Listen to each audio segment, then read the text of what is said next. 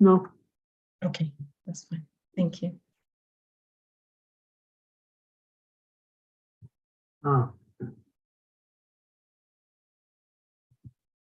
Yes, over to you, Maharaj. Thank you. Mari Murti Sukalani Mainatishtan Nana Vatara Makaro Bhuvane Sukinti Krishna Swayam Samabhavat Paramam Pamanho Govinda Mari Durujam Tamaham Vijami. This verse from the Brahma Samhita describes that of all the incarnations of the Lord, Sri Ram is the principle, and he is the manifestation of Lord Narayan coming from the Vaikuntha realm, and of course the Ramayana and all of the pastimes connected with this particular treatise, document, was famous throughout the world. It's not just famous in India, especially in the Asian world, where many of the Asiatic countries have different versions with different titles, accordingly, describing the same Leela of Lord Ram. And it becomes quite popular. In fact, out of all of the different manifestations of the Supreme Lord, Sri Ram is the most widely read, as opposed to even Krishna. Although Krishna spoke the Bhagavad Gita, people have a very difficult time, especially in this age of Kali, understanding philosophy. But Ram is pastimes, leelas, adventure, romance, war, and it's all centered around the principles of devotion to the Supreme Lord and the principles that govern righteousness in terms of kingly rule and living a life according to proper morality, civility, spirituality, aesthetic values. So this is Ram. We spoke the last 2 days on different aspects of the Leela. Yesterday we covered up to the birth of Lord Ram. And the day before we covered a little bit of the general knowledge centers around and the inception, which is the given by the great sage Valmiki Muni. The Ramayana is more than 2 million years old. This is when Ram appeared in the Treta Yuga, in the 24th millennium or 26th millennium of the Treta Yuga, which was about 2 million years ago.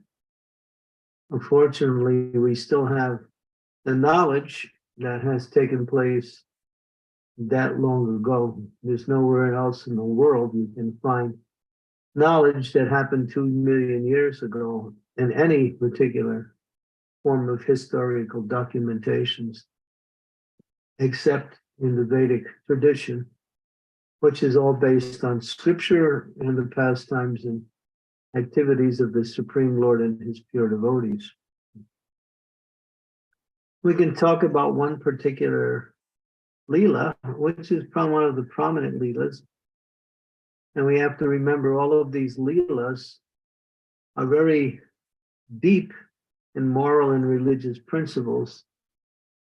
And they also help us to practice Krishna consciousness in a way that we can adopt certain qualities that are necessary for the execution of devotional service.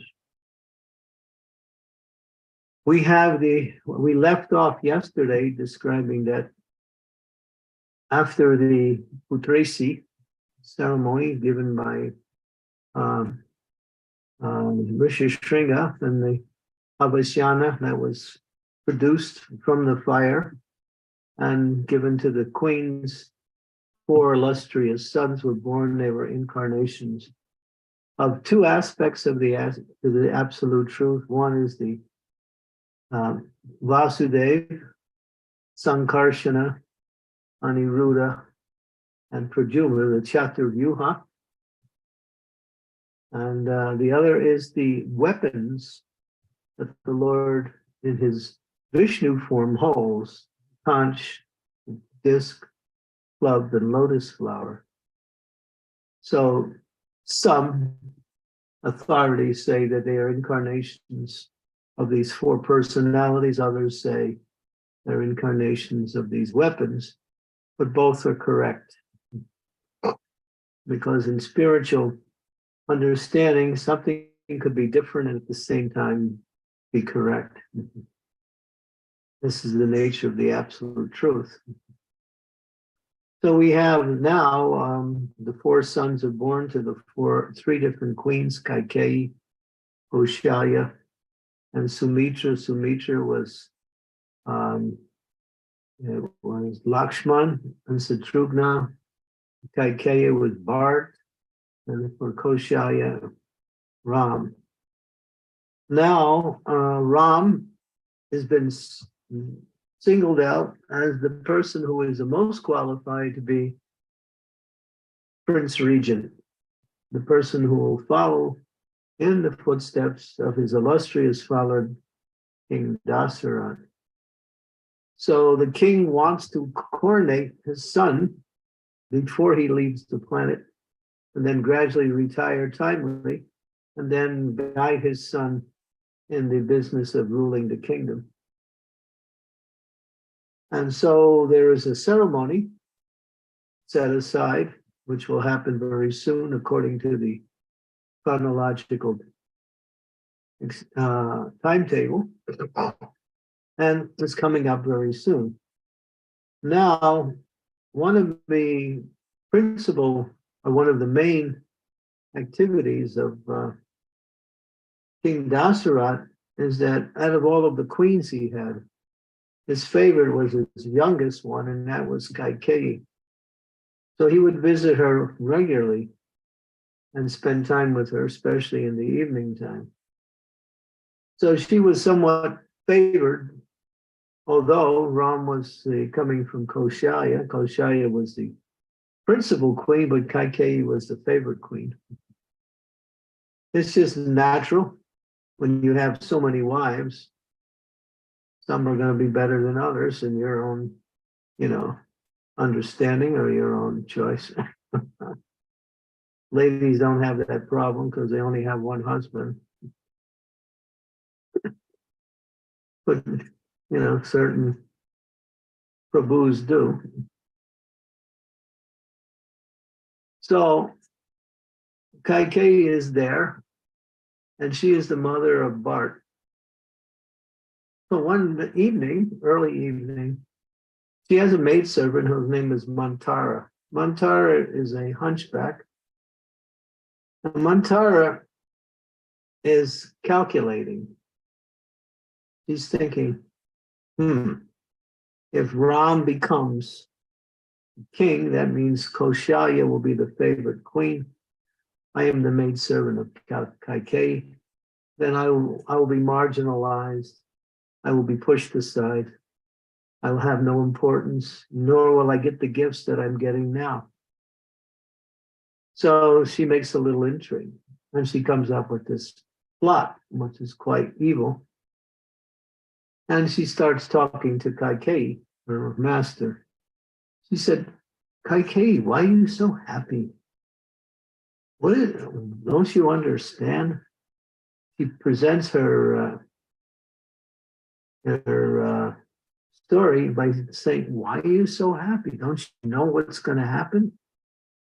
And Kaikeyi she's happy. She said, yes, tomorrow it'll be the coronation of Ram, and he will be the new king. All these citizens are so happy that he has been chosen as a new. So Kaikeyi, she's not envious that her son is not going to be the king. She's happy because everyone loves Ram. Ram has attracted the hearts of everybody. And so But this Mantara, she's persistent.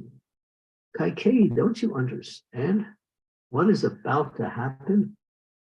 Yes, I understand what is about to happen, and it's wonderful.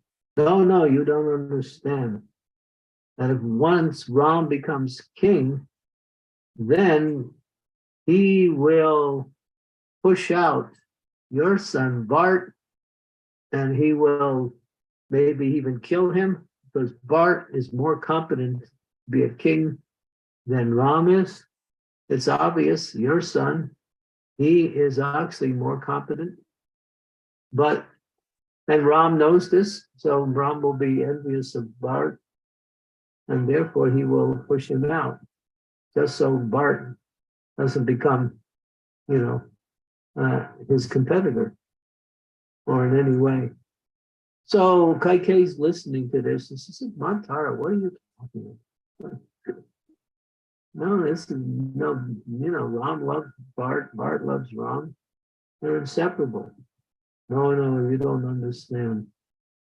So she's going on with her poison. If we listen to people who are like that, we also become infected with such a mentality.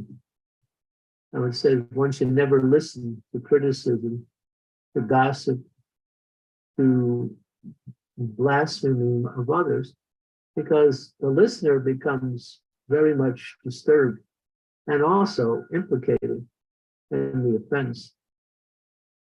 But Kaikeyi, she's trying to pacify Mantara. And then, but Mantara is persistent. She keeps making this point over and over again, using different angles of the same argument, trying to explain how Bart will have no position, Ram, and of course, now Kaushalya, she'll be the main queen, and then Dasarath will give all attention to Kaushalya. And so she goes on and on, making up all of these lies about what will happen in the future. You see that a lot. People are very futuristic sometimes, and they like to speak about what will happen in the future when they have no idea what's going on in the present. So when then, Kaikeyi is listening, and then she's trying to stop Mantara, but then Mantara is very expert at speaking in this way. Finally, she catches Kaikeyi's sympathy. Kaikeyi starts to listen in a more receptive way. And then he says to Mantara, yeah, what should we do? Well, don't you remember that you saved the life of King Dasarath when he was wounded on the battlefield? You nursed him back to health, and he gave you a boon, 2 boons, and that anything you wanted, you just ask for it, and he will fulfill your desire. And you told him, not now, but in the future, when the time comes, I will take those boons. So now is the time. And then, of course, Kaikeyi's listening. She says, then what should we ask for? Well, you should ask that Bart become the king.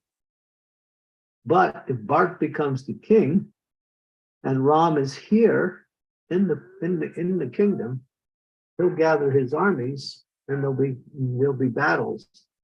So in order to avoid that, you should say to King Dasarath to ban Ram into the forest for 14 years. And now she's really shocked, Kaikeyi. You can't believe it. Yeah. But now she has become somewhat sympathetic. But this is how poison works.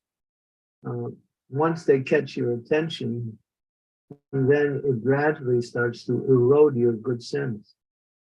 And you become receptive to what's being said, and you become a victim. So Kaikeyi's listening, and so Dasarath will come to see you this evening, and at that time you tell him. So this element is supreme uh, um, mood of envy. She's so envious, Mantara, of both Kaikeyi and Koshaya, that she's making up all these lies. So it says in the Srimad, well, it says in the scriptures that the living entity in the material world is afflicted with 6 enemies. They're called anarthas, lust, anger, pride, greed, illusion, and envy. Kama, Krodha, Lobha, Mohan, Madda, and Matsarya. Out of all the 6, envy is the worst because the other 5 can somehow or other be purified by the process of devotional service. But envy has to be removed completely. It cannot be purified. And so, when the living entity becomes subjected to this anartha, or this bad quality, then you have so many problems. Just like Prabhupada would mention, envy takes its form in killing of animals. The animal has a right to live by God's grace, but someone comes along and wants to interfere with that right. So that's enviousness towards that animal. You don't want that animal to live for whatever reason. Or another person is competitor with you. You have the same occupation. You see that in today's society, if 2 people have the same occupation, they want to outdo each other to be the best. And sometimes when they work closely together, just like there was one particular story where there was this one man who was working for a corporation, and there was many other persons who were also in his same department. Now he had developed a kind of a software that was quite unique and very versatile. And he introduced it, and he became quite favored by the boss. And so they showered promotion on him. They showered extra amounts of wages upon him. But his colleagues became a little envious of him. Not only little envious, became really envious, because he was getting all the attention and he was getting all of the benefits. So what they did one day is that when he was not in his office, they snuck into his office and stole his computer. And therefore everything was lost. So yeah, you see that in the material world. This is a documented story. So this envy is so insidious, and it is the original sin, you might say. No, we not might say it is the original sin, because as Srila Prabhupada would often describe, that the living entity comes to the material world because of misuse of their independence, that is based on this idea that the living entity wants to be the center of attraction. Where in the spiritual world, that center of attraction is Krishna. Mm-hmm. And so the Lord has arranged the material energy as a place where the living entity can act out this false idea of being the controller and the enjoyer. And everyone has that mentality, so there's always competition amongst people in the material world. So Prabhupada says that envy that started with Krishna now is directed to each other in today's world. And so you find that this is very strong. If someone's getting more attention than And another person, the other person will become unhappy because of that. The person's getting more, if a person thinks they're qualified and someone else is getting some praise because of their qualities, they become unhappy. So there's enviousness is there. And so it was very strong with Manstara, and she put this poison into Kaikeyi. And she convinced Kaikeyi, although she loved she loved Ram, she was convinced that she should ask her husband to send Ram to the forest for 14 years. So this you see how this envy is so poisonous that even good people can be subjected to its venom. And so when Dasarat came that night, Kaikeyi was in a very different mood. She wasn't in her room. She was in another place. It's called the sulking room. Sulking is a place where when you go and you want to express your unhappiness about something, your lamentation. So she was there. Dasarat was surprised, couldn't find her. Then he heard that she had been taken refuge of the sulking room, so he went there to see her. And she was in quite a distressed state of consciousness. Dasarat immediately said, "Why are you feeling so unhappy? Tomorrow is a grand celebration. Ram will become the Prince Regent, and everyone will celebrate. You are also, very dear to Ram, and Ram is also very dear to you."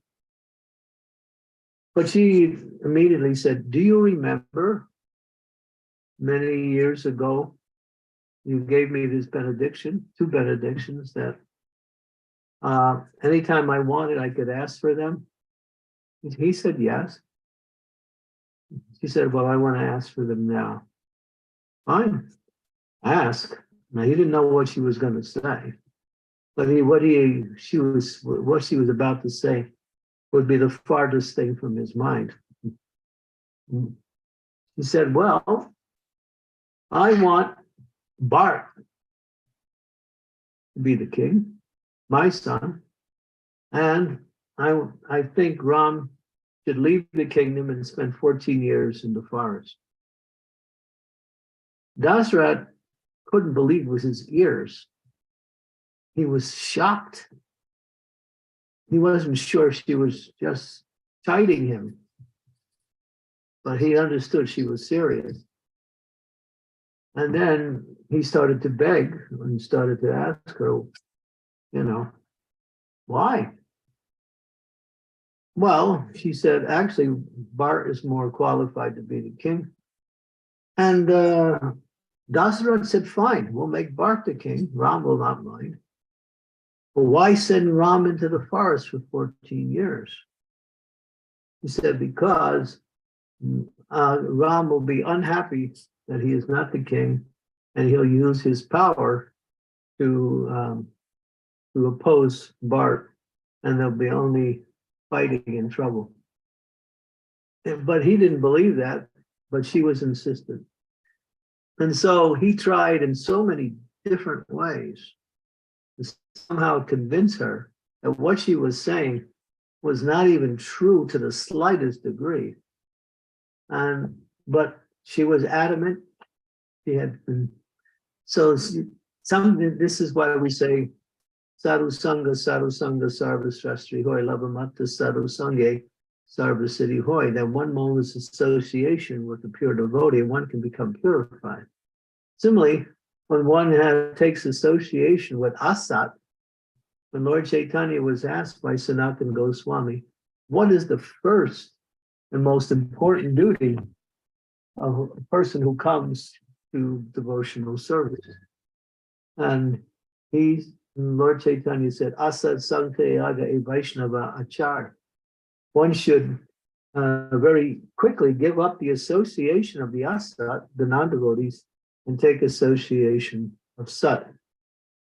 I just seen recently, and this is very recent, within the last week or so, a person whose life was hardly without any devotee association, although he was an initiated devotee, and so much association outside. Something disturbed him about devotees, and he gave up that association and uh, gave up devotee association entirely. So we see that it's not only due to the unhappiness that comes from devotee association that one may experience due to some situation or whatever. But when we associate with non-devotees, we develop some of their tendencies and their characteristics and their ways of thinking.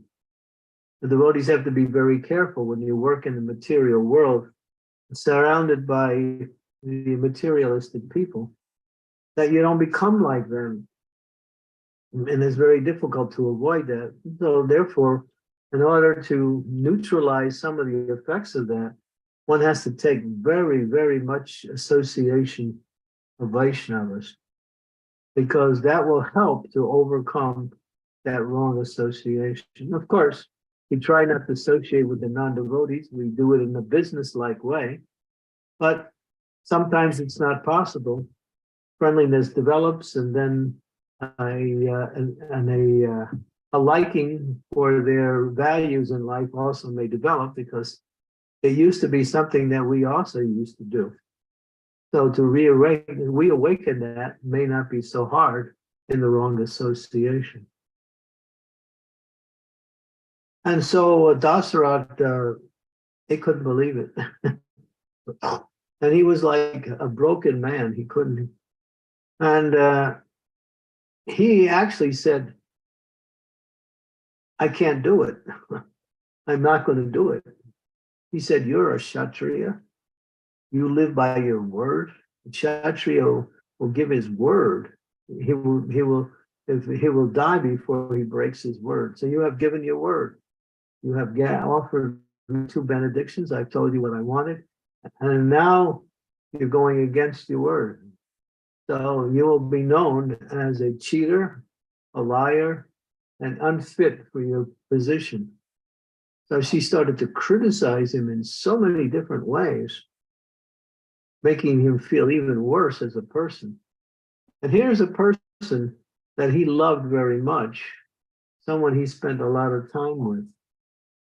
And you can see how that even people who are close to each other, if one of them has the wrong association, they can also find reasons why they do not want to associate with their close friends and devotees anymore because of wrong association. That's why there's an old saying, tell me who you associate with, I'll tell you who you are. And association is very important. It's better to have no association than bad association. But it's better to have good association than no association.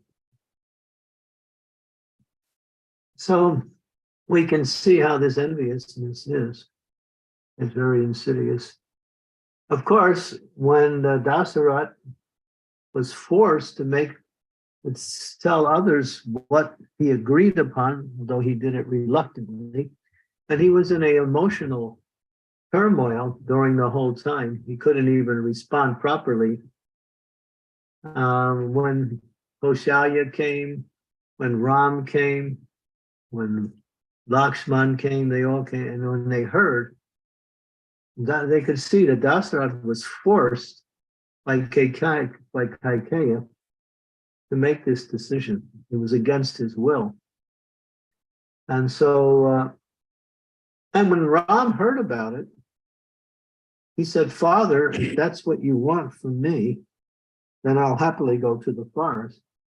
So it's interesting how Ram received this message. He was about to be the king the next day, and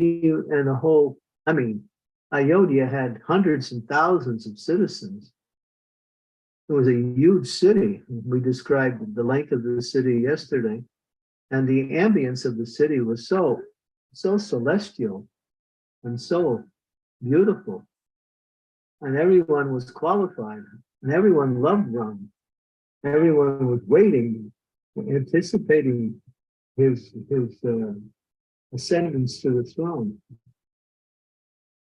But Ram said, Father, if this is what you want, then I will immediately arrange to go to the forest. So here's another quality that Ram exhibited, obedience to superiors, which is something that is lacking in today's society. Children don't listen to their parents. Disciples don't listen to their guru.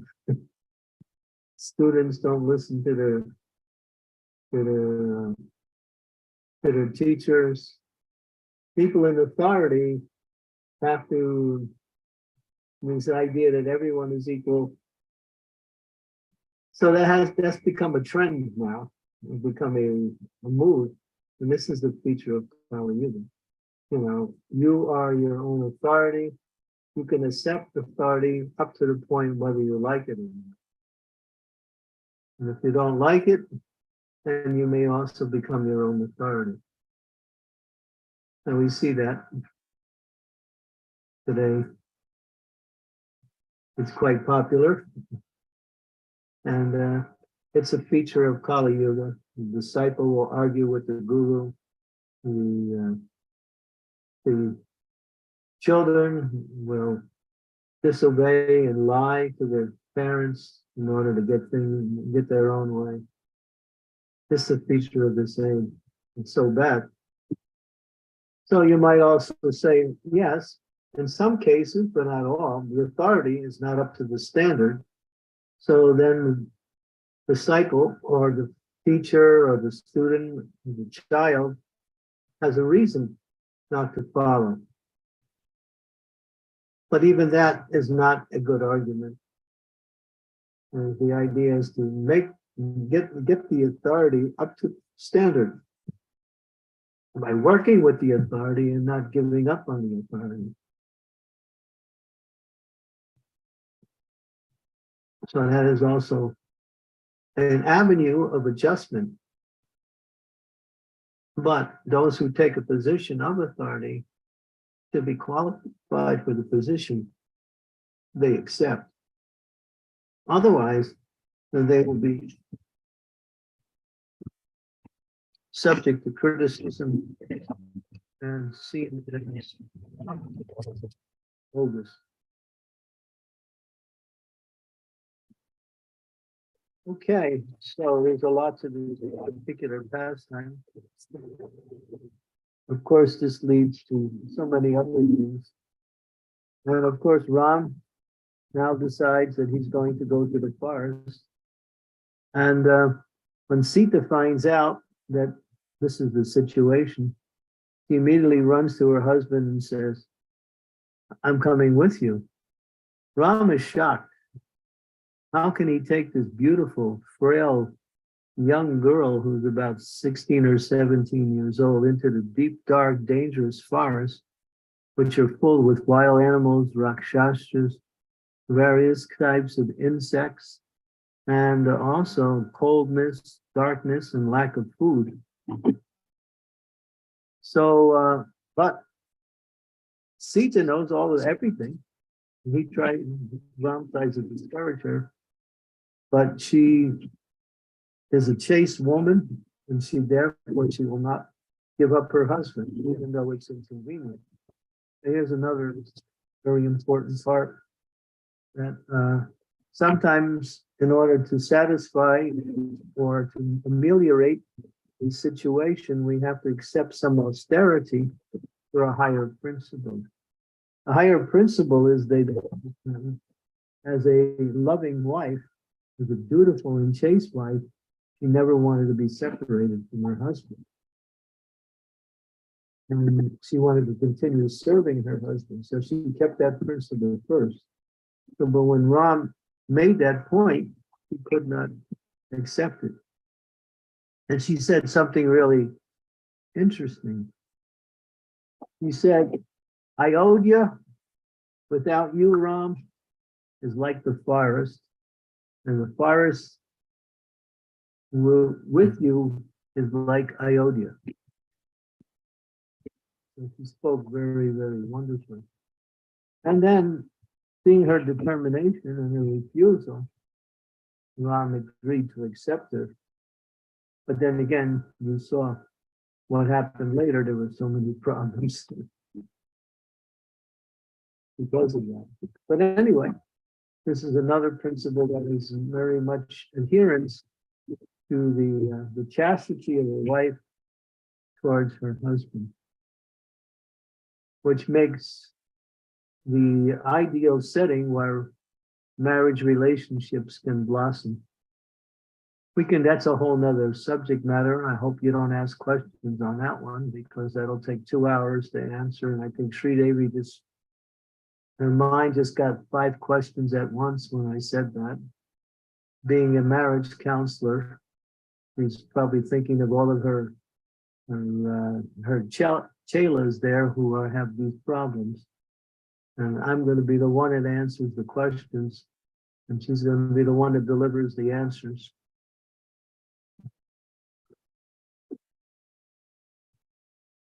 Okay, so we'll stop there. Thank you. Thank you so much, Maharaj. You covered so many points about why Lord Ram had to go to the forest, mantras, nature, and importance of association, and why should we follow why should we be obedient to our authority, and also touch base on the how the marriage life can be successful. So thank you so much for picking up all those, and it was nice to hear. Devotees, if you have any questions, comments, realization, I can see Silpesh Prabhu's hands up. Just a second, Prabhu. If everyone can, if you can keep your cameras on as well, that'd be nice. Thank you. Yes, Silpesh Prabhu, please go ahead. Hare Krishna Maharaj, please accept my humble obeisances. All glories to Srila Prabhupada. Maharaj, this date that the Ramayana happened 2 million years ago, how would you prove that to like a material scientist who probably says we didn't even exist 2 million years ago? Why would you want to prove it to such a personality? You can't even prove to them that we didn't go to the moon, what to speak about 2 million years ago. The material scientist is a speculator.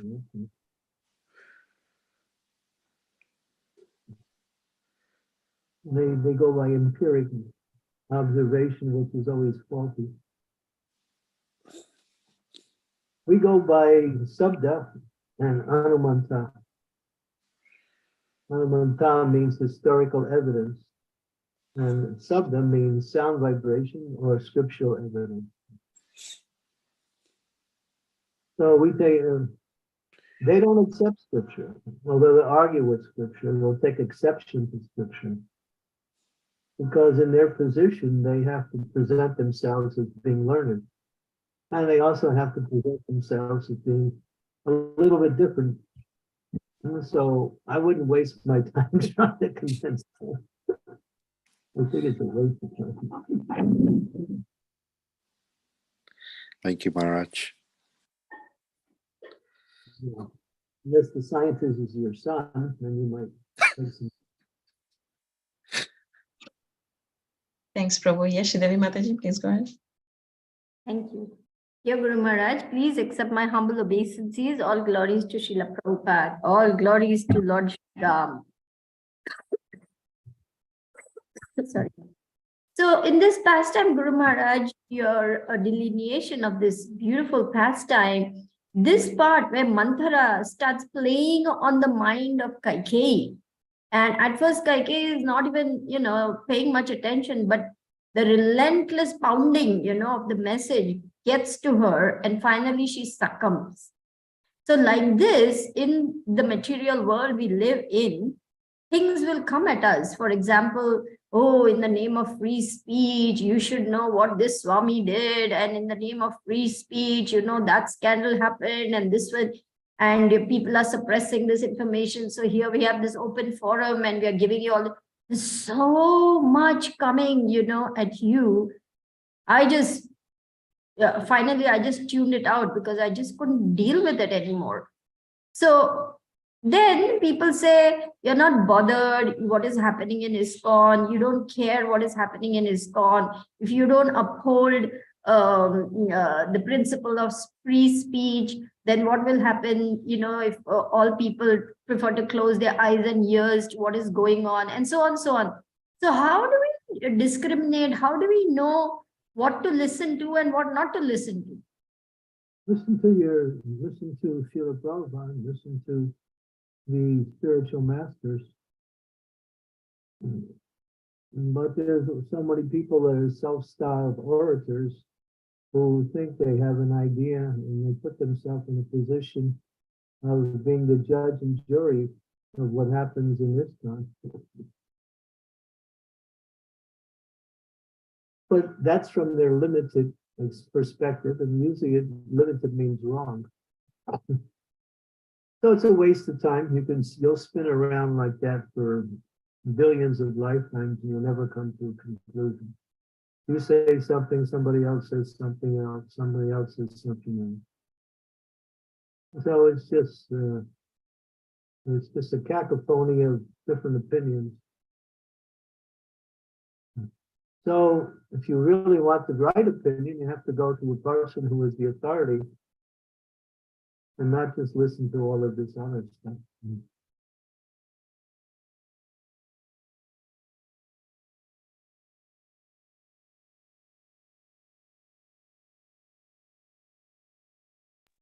Thank you, Guru Maharaj.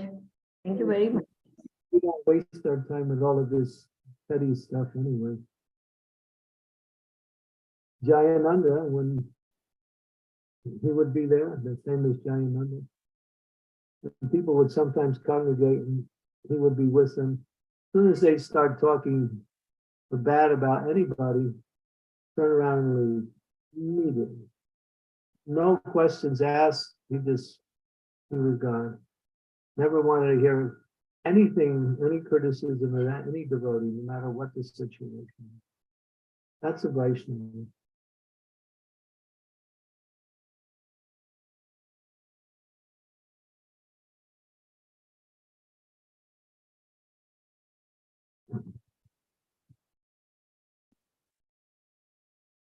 Thanks, Shridevi Mataji.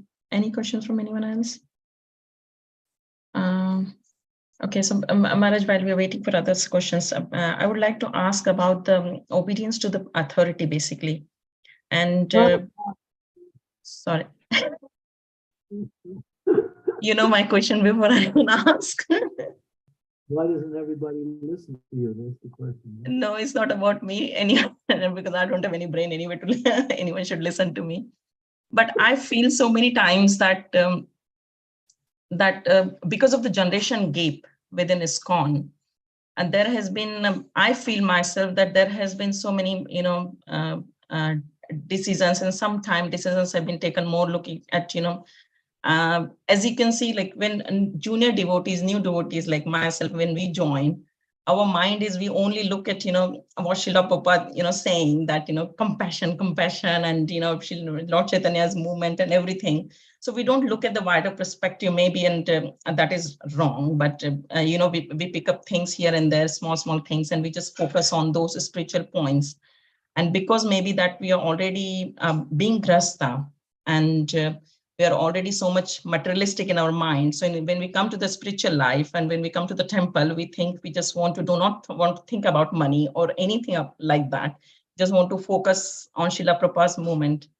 But many times when we see that, authorities take the decision which feels and looks like quite material, and your heart does not accept it, though it might be the correct decision for the movement, for the yatra or anything. So how do we how do we accept that even that is a decision which is, taken on material ground, might be correct? And so I sometimes struggle to accept some decisions which I feel like it should have been like, I always feel like how Prabhupada has, taught us that we need to look after each other. There's so many things like Prabhupada has, basically, but Prabhupada was also, he used to keep control of money as well. He used to make sure that every single penny is used in Krishna's service.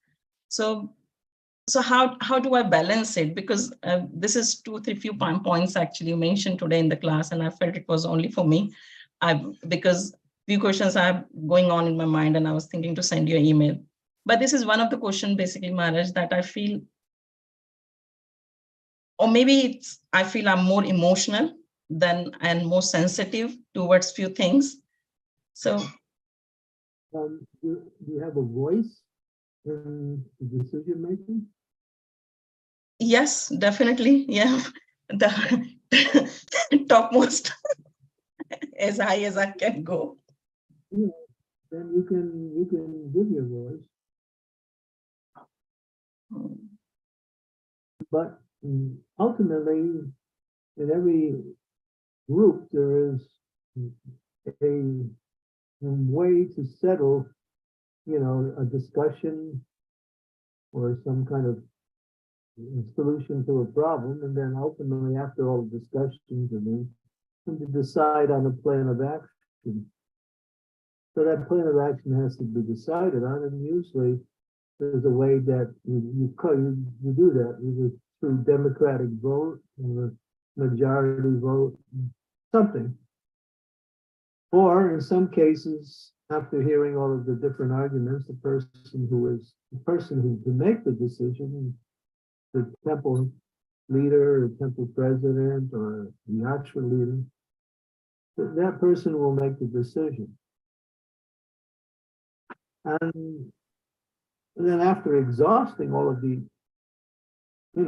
arguments and discussions, we should accept what the leader, proclaims as the way to go, as the answer to the problem.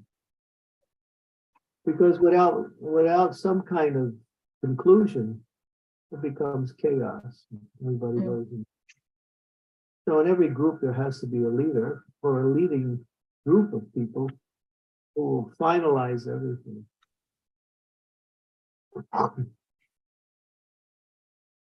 Without that, then it's just chaos.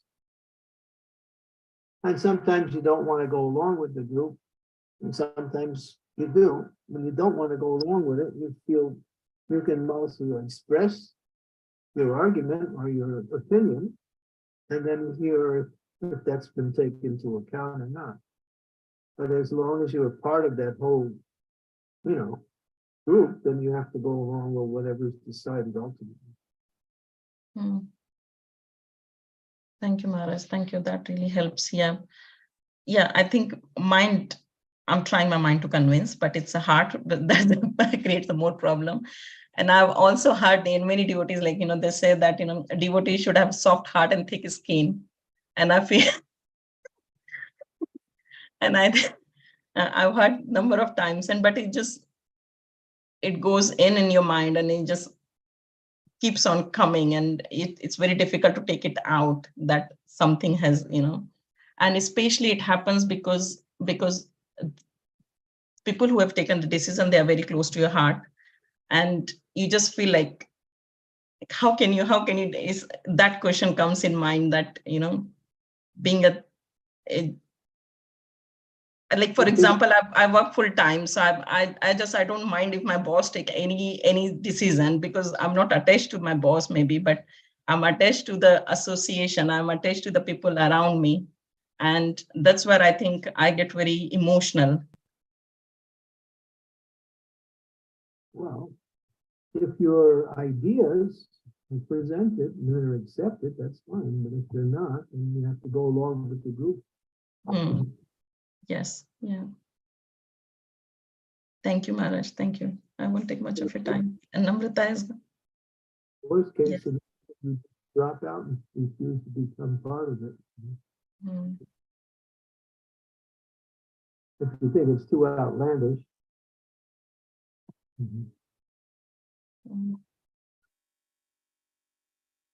Thank you. Thank you so much.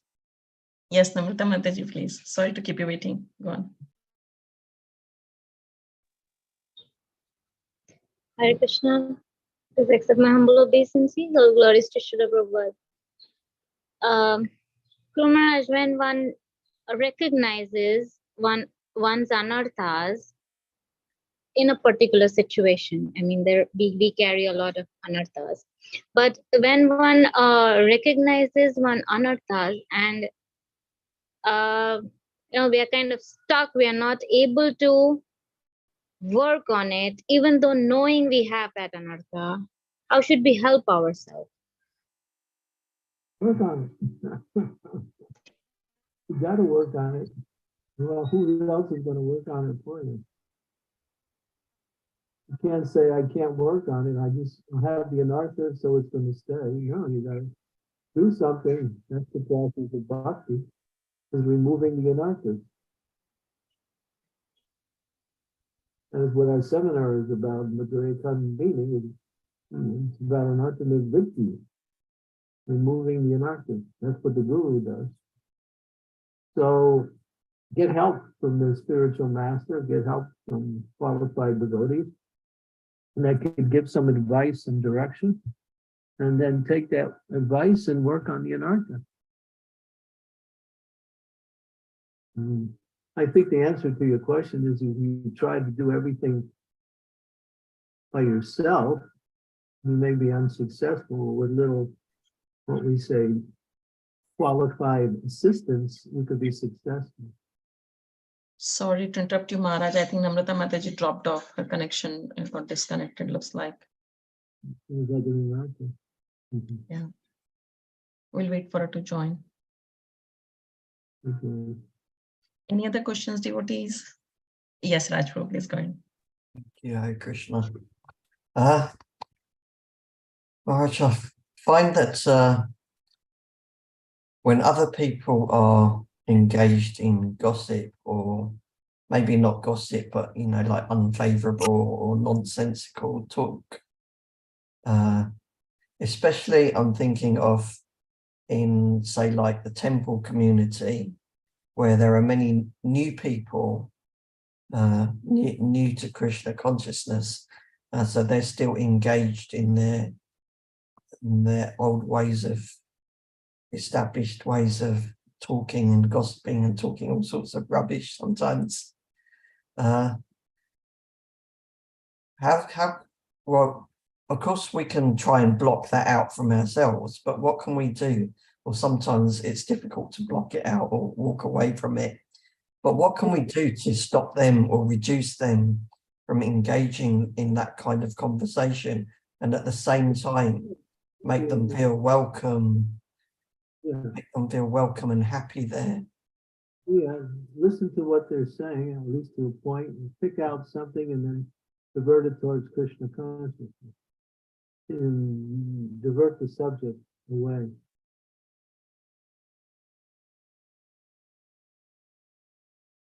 And so just like Prabhupada was talking about material beauty one time, and one devotee started to talk about how beautiful Krishna was.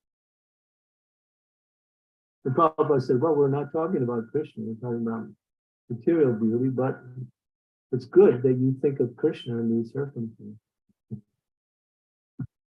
So look for something and then bring it. Sometimes it seems it becomes obvious that you're trying to divert it, but it's better to do that. Sometimes people get the message. Sometimes they become offended that you change the subject.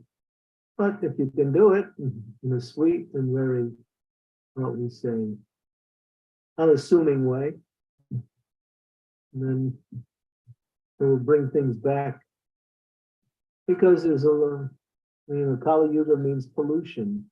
So you have mind pollution, which comes out in the form of speech, and the air becomes polluted with all kinds of garbage.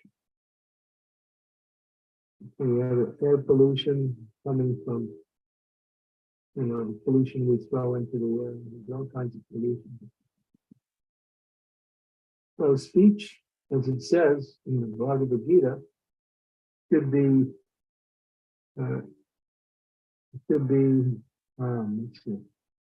austerities of speech, to speak truthfully, beneficially, avoid speech that offends, and quote the Shastras regularly. is called austerity of speech. Truthfully and beneficially. Even if you have to say something for correction, if it's truthful and beneficial, then it fits into that definition.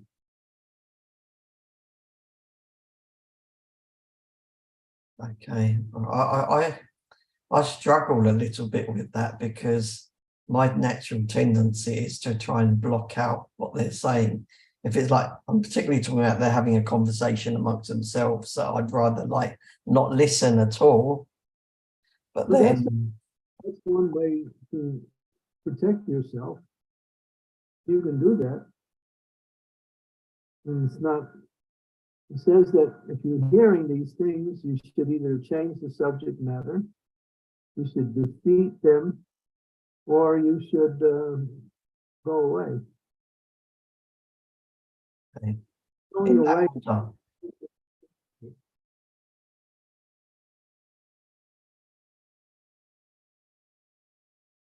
thank you, Maharaj. Thanks, Raj Prabhu. Maharaj, Namrata Mataji is back. Namrata Mataji, are you there?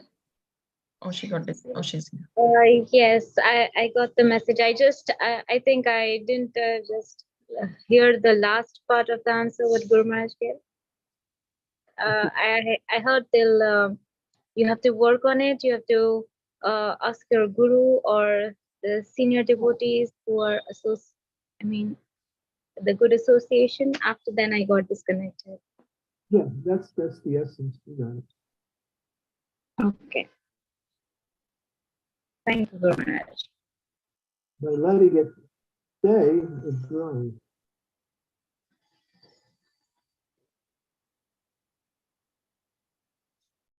Thank you. Thanks, Namrata Mataji. Any other questions? I hope everyone is celebrating Ram Navami tomorrow in all the continents. Yes, yeah. Yes, Raj Prabhu, please go ahead. Thank you. Right, you talked about envy. Obviously, it's everywhere in the material world, and it's even there to some extent in the devotee community. What should we do about? Obviously, we need to work on eliminating envy within ourselves. But should we be doing anything about envy in others? Well, it depends who that is.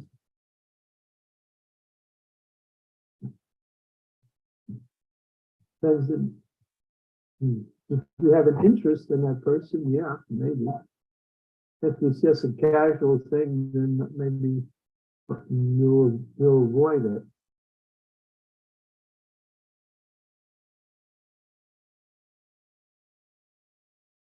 But usually when people are expressing that mood in their speech, you just get out of there.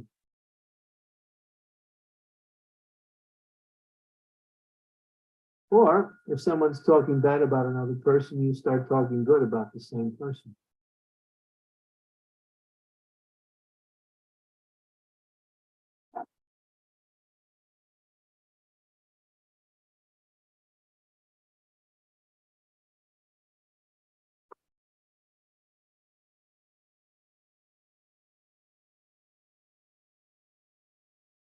I guess this was a thank very you, nice Maharaj. answer. Thank you. Sutra for today. I guess there is no other questions, Maharaj, so we can close the call. Is that okay with you? Namrata, give me a Yes. call. Here. Yes, Guru Maharaj.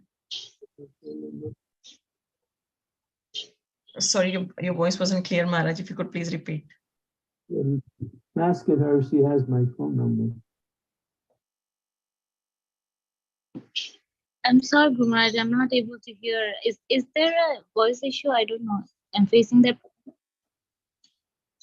Do you have my phone number? Yes.